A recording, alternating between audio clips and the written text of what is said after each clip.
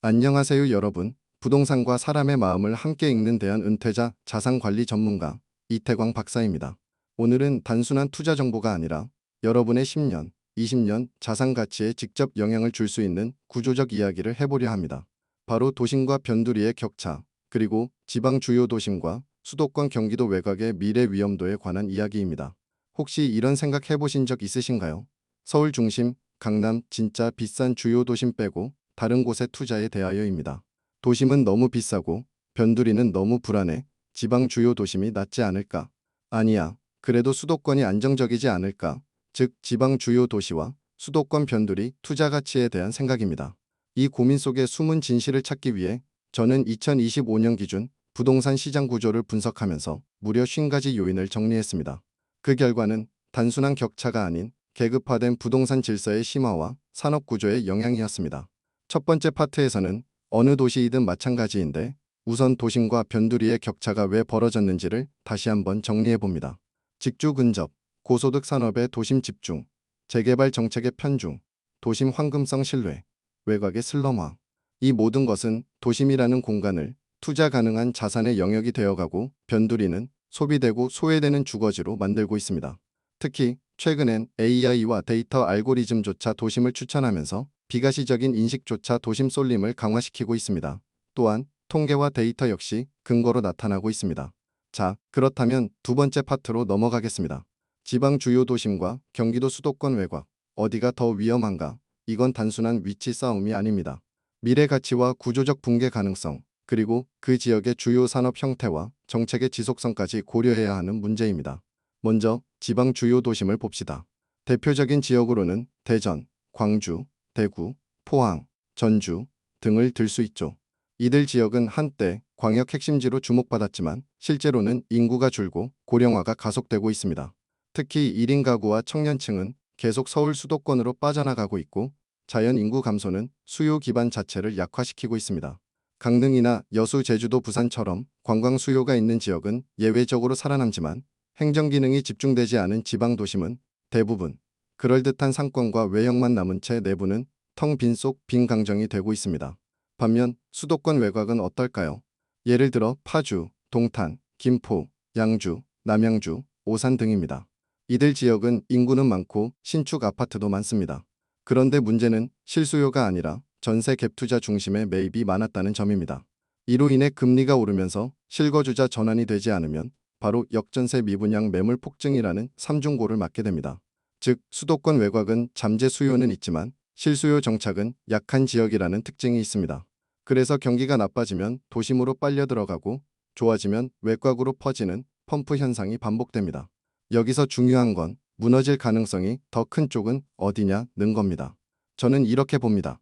지방 주요 도심은 천천히 가라앉고 있고 지방 주요 도심 중에서도 구조적으로 생태계가 있는 도시는 빠지는데 한계가 있으며 다시 상승할 수 있다는 것입니다. 그리고 한 가지 더 추가한다면 관광 도시 경우 생활인구의 증가로 유동자금이 증가한다면 부동산 가격은 오히려 상승한다는 것입니다. 그리고 수도권 외곽은 갑자기 무너질 수도 있다는 점입니다.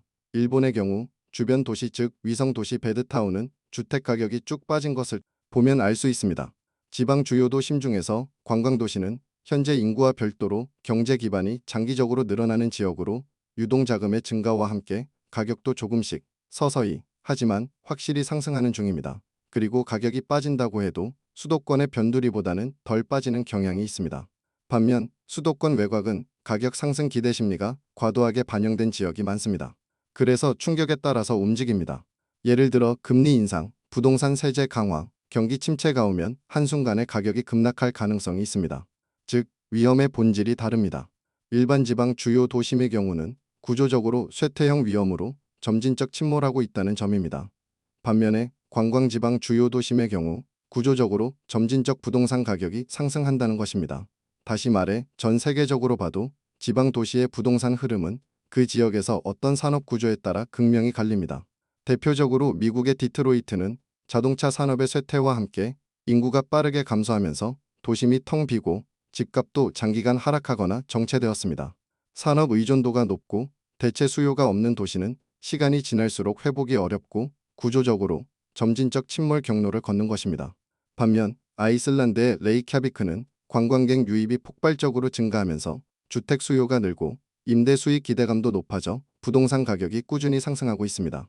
자연 관광지이자 단기 체류 수요가 많은 지역은 고령화나 지역 경기와 상관없이 외부 수요가 뒷받침되므로 점진적 상승 흐름을 타는 경우가 많습니다. 이처럼 일반 지방의 산업 중심 도시는 쇠퇴 위험이 상존하는 반면 관광지 기반 도시는 글로벌 수요와 연결되며 오히려 부동산의 방어력과 성장 가능성이 꾸준히 유지됩니다. 다음으로 수도권 외곽 지역의 부동산을 보면 주로 심리적 과잉 기대 붕괴형 위험으로 급격한 붕괴 가능성이 있으며 진척도 크다는 것입니다. 그래서 투자자 입장에서는 일반 지방 주요 도심은 장기적 가치 하락에 주의하고 수도권 외곽은 단기적 급락 가능성을 조심해야 합니다. 그렇다면 우리는 어디를 선택해야 할까요? 가장 중요한 건 기능 중심의 선택입니다.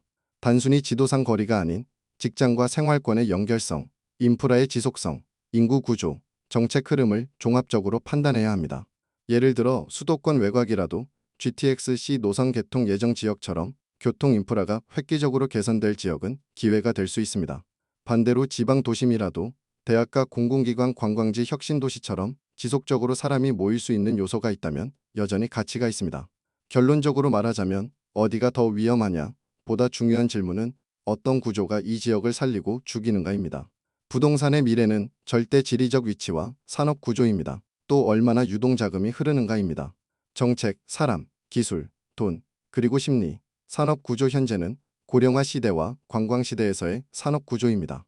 이 6가지 흐름을 동시에 읽을 수 있어야 여러분의 10년, 20년 자산 가치가 지켜질 수 있습니다. 오늘 이야기 많이 느끼셨을 겁니다. 부동산은 단순한 면적의 싸움이 아니라 생태계의 산업 시스템을 먼저 읽는 싸움입니다. 나만 뒤처질까봐 불안해서 사는 건 절대 좋은 투자가 아닙니다. 구조를 보고 원인을 분석하고 미래를 예측한 뒤 움직이는 것, 그게 바로 여러분 자산을 지키는 길입니다.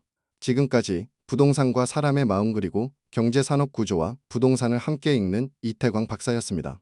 도움이 되셨다면 구독, 좋아요, 알림 설정 부탁드리고요. 댓글로 여러분의 지역 상황도 공유해주세요. 그라고 같이 진단해봅니다. 다음 시간엔 인구 50만 시대에 가장 먼저 살아남는 도시는 어디인가 라는 주제로 다시 찾아뵙겠습니다. 감사합니다.